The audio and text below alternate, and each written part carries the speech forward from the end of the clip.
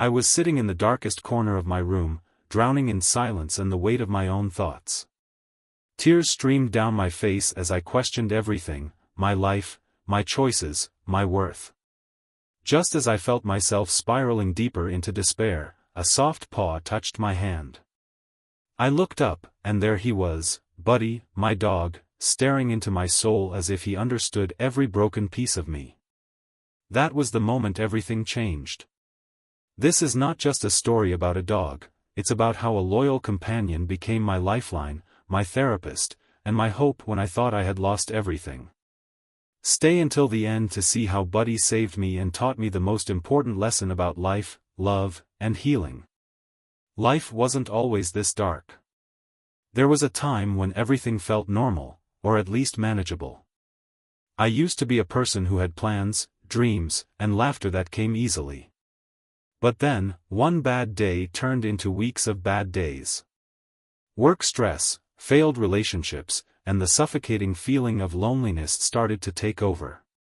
People told me to just talk to someone, or go outside, but they didn't understand that even breathing felt like a struggle. It was during one of those days, when I felt like the walls were closing in, that Buddy came into my life. I hadn't planned to adopt a dog. I didn't think I had the energy to care for anyone or anything. But when I saw Buddy at the shelter, sitting quietly with the saddest eyes I'd ever seen, something clicked. Maybe I thought I could save him. I didn't realize he would end up saving me. Buddy was no ordinary dog. From the moment I brought him home, he seemed to sense my emotions better than anyone ever could.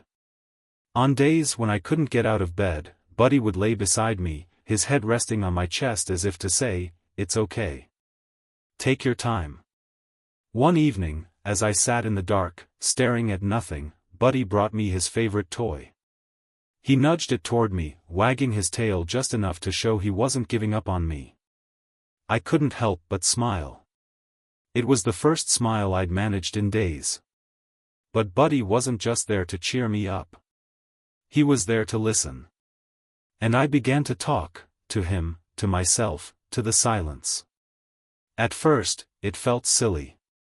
Who talks to a dog as if they understand?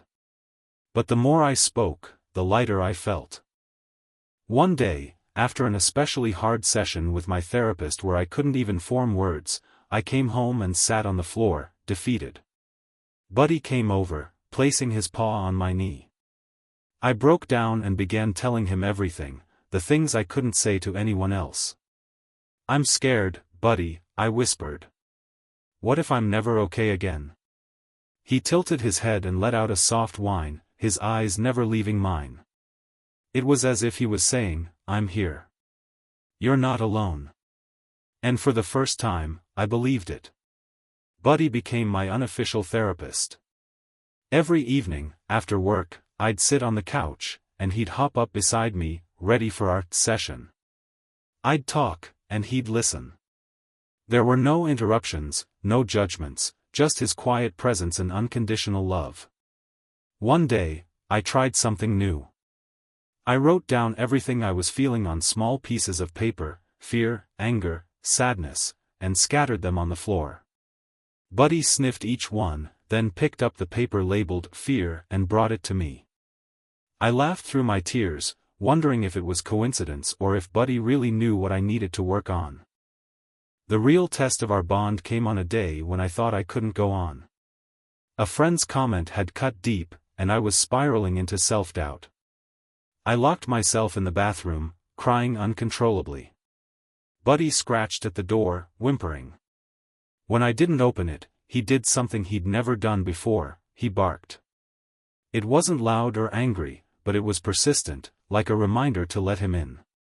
When I finally opened the door, Buddy leapt onto me, licking my face, wagging his tail, and bringing me back to the present. He didn't let me disappear into the darkness that day.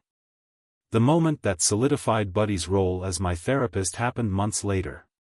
I was at a family gathering, overwhelmed by the noise and the expectations to act normal. I stepped outside, needing air. Buddy followed me, sitting quietly by my side. I began to cry, the kind of cry that shakes your whole body. Buddy didn't try to distract me this time. He simply leaned into me, his warm body grounding me as I let it all out. In that moment, I realized that healing isn't about erasing the pain, it's about having someone, or something, to walk through it with you. Buddy and I started new routines together. We took long walks, soaking in the sunlight I'd avoided for so long. We practiced mindfulness. Well, I practiced while Buddy chased butterflies. I joined a dog lovers group where I met people who understood the magic of animals. Day by day, I began to feel lighter. The darkness wasn't gone, but it was no longer all-consuming. Today, I look at Buddy and see more than a dog. I see a therapist, a friend, and a reminder that even in the darkest times, there's a flicker of light waiting to guide you back. So, if you're watching this and feeling lost, I want you to know, healing is possible. Sometimes, it comes in the form of a friend with 4 paws and a wagging tail. Don't forget to like, subscribe, and share if Buddy's story touched your heart. You never know who might need to hear it.